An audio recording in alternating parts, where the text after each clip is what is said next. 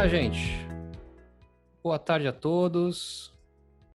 Sejam bem-vindos a mais um evento da Nexus em parceria com a AWS. Aqui é apenas um disclaimer apenas por conveniência de todos. Pedimos que mantenham os microfones no mudo, mas de qualquer forma também pedimos que vocês participem conosco. Lancem perguntas no chat. Nós vamos fazer uma rodada de perguntas ao final da apresentação e será muito rico se vocês puderem colaborar conosco. Antes de mais nada, eu gostaria de apresentar para vocês que esse é um evento que, em oferecimento em parceria com a Nexus e a AWS, e nós temos um objetivo bastante simples aqui: dar clareza e conhecimento para que as empresas possam ter uma jornada para a nuvem cada vez mais eficientes, mais fluidas, consumir a tecnologia em cloud da maneira mais inteligente possível, economizando dinheiro, utilizando as tecnologias com seu propósito e com a sua devida finalidade. E, de certa forma, a gente tem hoje um conjunto de tecnologias que estão disponíveis, o que torna muito complexo a escolha dessas tecnologias para resolver os problemas do dia a dia das empresas. Hoje vamos falar sobre, na jornada para a nuvem, uma das coisas mais importantes que tem, são os bancos de dados. Afinal, os dados são o novo ouro das empresas. Então, ter atenção a este tema, a esta vertical, a este pilar, é uma das questões mais importantes quando pensamos em jornada para a nuvem.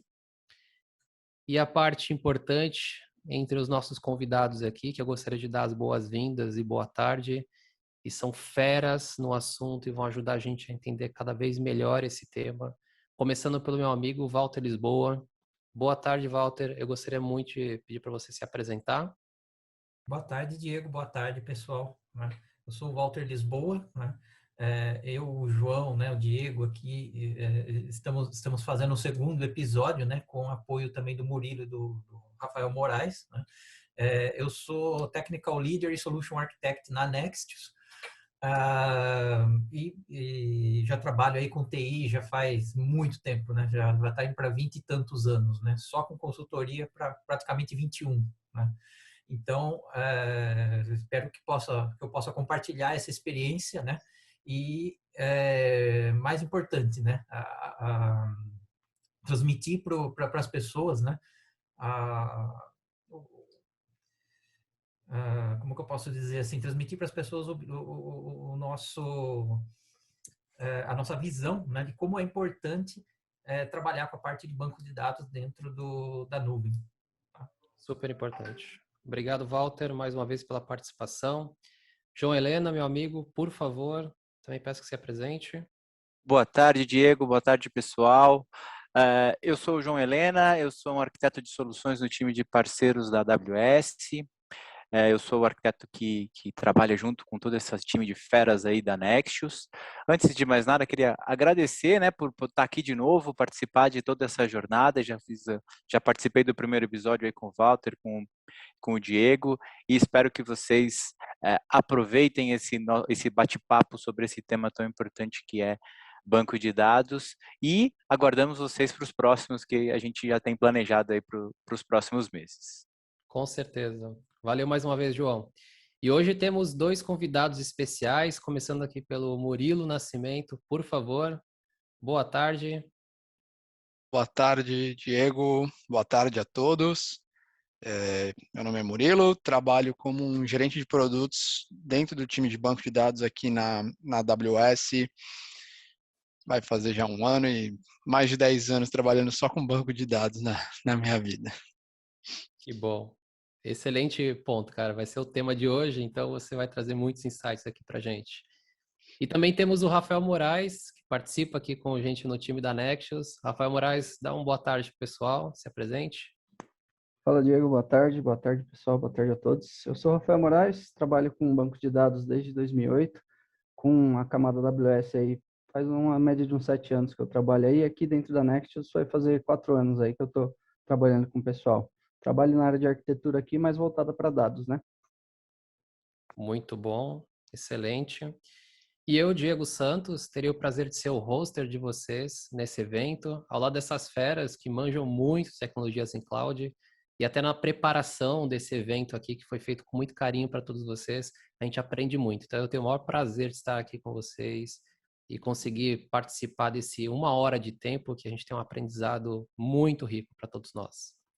Bom, mas antes de falar sobre tecnologia, eu gosto de chamar a atenção primeiro para o que todas as empresas deveriam prestar atenção antes de pensar na tecnologia.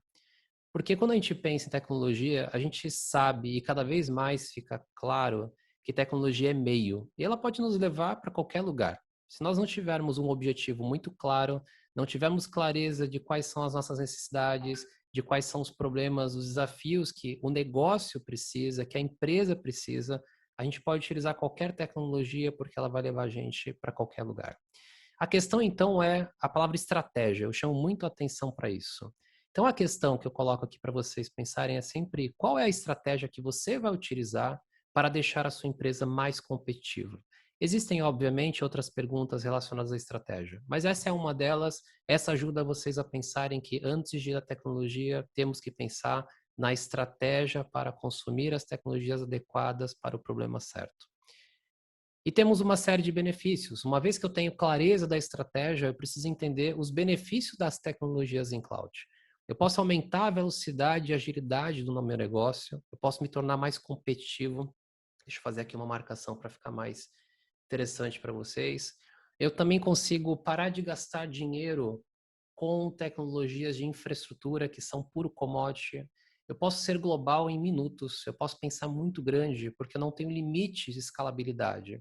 Eu também consigo pensar na substituição de investimento capital, CAPEX, famoso CAPEX, por OPEX, e aqui eu tenho um benefício que é muito interessante, que está intrínseco a esse benefício, de você consumir variável.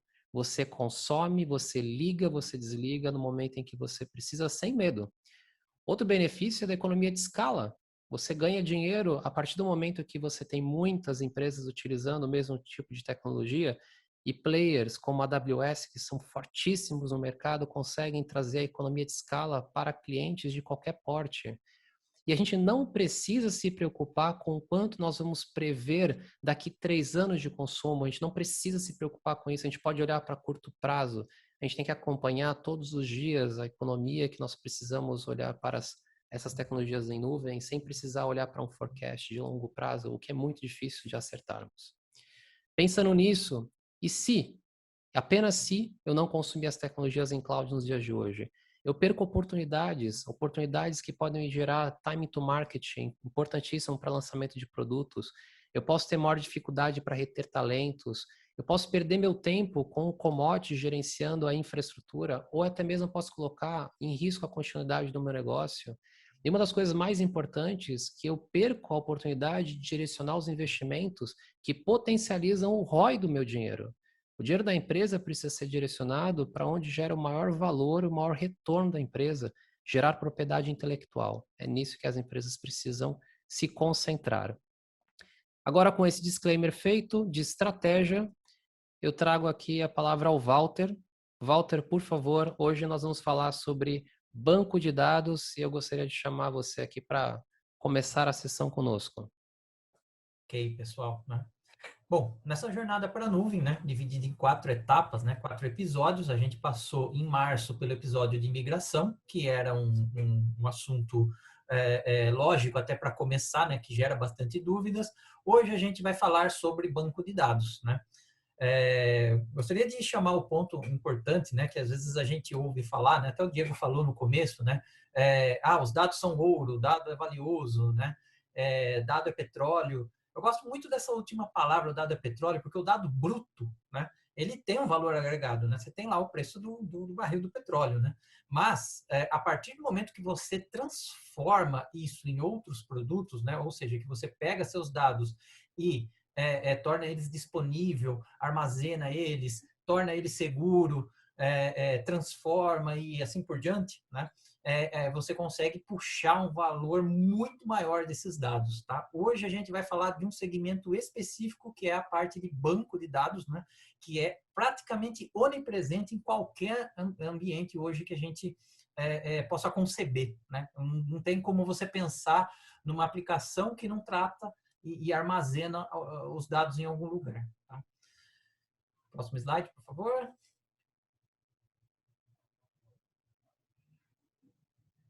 Para começar, né, essa parte, já vou passar a palavra para o meu amigo João, né? A gente vai apresentar para vocês as opções que a AWS tem de serviços gerenciados, tá, dos bancos de dados dentro da plataforma dela. Né? Então, João, por favor. Legal, Walter. Bom, como vocês podem ver aqui, a gente tem uma série de sabores, né, de bancos de dados. Um ponto antes de começar a falar sobre esses sabores de banco de dados, eu queria frisar um ponto aqui. Como o Walter colocou, o dado é o petróleo.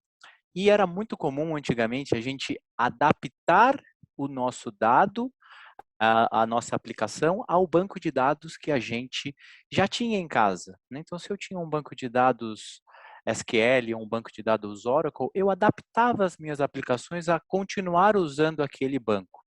E aí a pergunta que eu faço para vocês, será que esse tipo de banco de dados é o correto ou é o melhor banco de dados que vai me trazer melhor performance, melhor custo-benefício para aquele determinado dado? Ou eu preciso olhar para, meu dado tem essa característica, qual é o banco indicado para ele? Né? E aqui a gente começa com essas opções e com essas alternativas para vocês. Então, o primeiro deles é o Ledger, né? Então, é o chamado livro razão, para quem gosta da tradução literal. E aí a AWS disponibiliza o Amazon Quantum Ledger DB, também conhecido como QLDB, que é bem mais fácil, né? E esse tipo de banco de dados ele pode ser utilizado para monitorar toda e qualquer alteração de um aplicativo. Ele mantém um histórico completo dessas alterações no decorrer do tempo. Então, vamos pensar aqui, um caso de uso para isso, né? Atividades financeiras, atividades econômicas, que precisam de um histórico muito preciso para aquele dado, né? Então, o QLDB é um banco de dados indicado para esse tipo de uso. Ele é um serviço gerenciado pela AWS, ele é serverless. O que isso significa? Significa que o cliente não precisa ir lá e definir uma capacidade, não preciso definir o tamanho do meu servidor, ele vai se adaptando à sua necessidade e vai escalando conforme o cliente necessita desse tipo de banco de dados. E aí, o próximo da nossa lista é o banco de dados do tipo Graph, né, que, como o nome já diz, né, é um banco de dados para gráfico, e aí a AWS tem o Amazon Neptune, que também é um serviço gerenciado, e com esse tipo de banco, com esse banco de dados, é possível armazenar bilhões de relacionamentos e fazer consultas gráficas com baixíssima latência e alta performance. O próximo da nossa lista aí é o Time Series, né? Para Time Series a gente tem o Amazon Time Stream, que um caso de uso muito bacana para eles são aplicações operacionais ou sensores de IoT, por exemplo. Eu preciso coletar os dados daquele sensor de IoT e eu preciso saber em qual exato momento, em qual dia, qual hora, qual segundo aquele dado foi gerado, né? Então, ele vai trabalhando em cima desses dados e gerando essa marcação no dado, vamos chamar assim, para que você saiba exatamente quando ele aconteceu. E aí, vocês podem me dizer, puxa, mas isso dá para fazer com outros bancos de dados? Sim, é possível fazer com o banco de dados relacional? É possível fazer, mas eu vou ter que ter um trabalho de desenvolvimento em cima desse banco de dados e eu posso garantir para vocês que a performance do Time Streams ele pode ser até 1000 vezes se a gente comparar com o banco tradicional, mais rápida. E a hora que a gente olha para o lado de custos, também gera um grande benefício. Esse banco de dados pode custar até 1/10 do preço.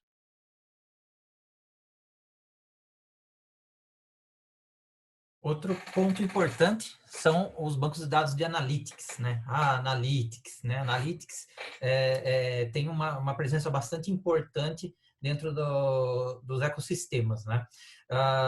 Aqui a gente destacou, né, algumas tecnologias num subíndice ali, né? Onde a gente tem, por exemplo, Elasticsearch, Redshift, Athena e o EMR, né? Que são serviços gerenciados também como os outros, tá? Todos eles, né? destinados a coisas mais específicas para analisar grandes volumes de dados, né? Poxa, mas não dá para usar o banco de dados de grafo para fazer isso também? Não dá para usar o time series para fazer isso também? Ou o document para fazer isso também? Também, dá para fazer.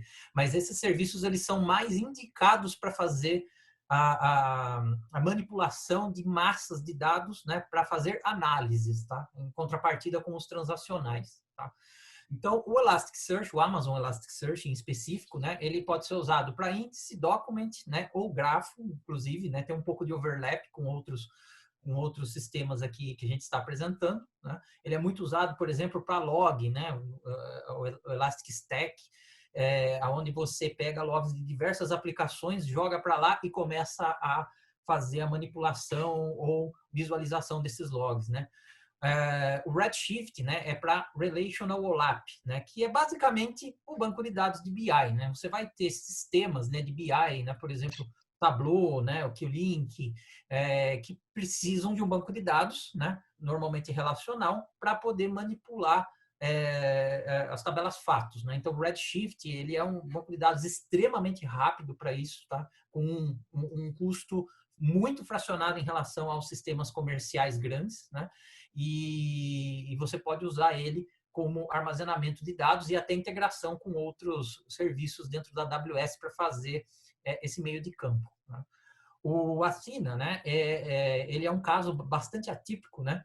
Ele é um serviço serverless, né? Então você não precisa fazer provisionamento, né? Como, por exemplo, no Redshift, no Elasticsearch e também no EMR, que eu já vou falar. Mas ele permite fazer o quê? Você ter uma massa de dados dentro do S3, sei lá, você tem um conjunto de logs armazenados lá para histórico, ou você tem um data lake, né? Dentro de um ecossistema de outros serviços da AWS para Big Data, você pode usar o Athena para montar uma query SQL, né, muito similar aos que a gente monta em bancos relacionais, para poder extrair esses dados sem precisar colocar ele num banco de dados, né? Então, ele é bastante interessante nesse ponto, né? Ele diminui bastante o tempo de análise para não ter que construir, né, uma outra solução. E para Big Data, a gente tem o IMAR, que ele é um serviço gerenciado para que a gente rode ecossistema, por exemplo, Spark, Hadoop, entre outros, inclusive aqui RageBase, Spark SQL, Presto, Hive, que são sistemas mais tradicionais para fazer manipulação de dados, né, em ambientes que tem um volume muito grande. Bacana, Walter. E ainda na família dos bancos de dados NoSQL, a AWS tem um serviço chamado Keyspaces, é um tipo de banco de dados wide column, também a gente pode falar, se referir a ele como um chave-valor. Eu acho particularmente uma história bacana porque a AWS ela tem, a gente trabalha muito a partir dos clientes, né, com base no feedback dos clientes que a gente faz o nosso desenvolvimento. E o Keyspaces é um serviço que nasceu do pedido de muitos clientes, que era justamente ter o Cassandra gerenciado, né? Eu tinha vários clientes que trabalhavam com Cassandra.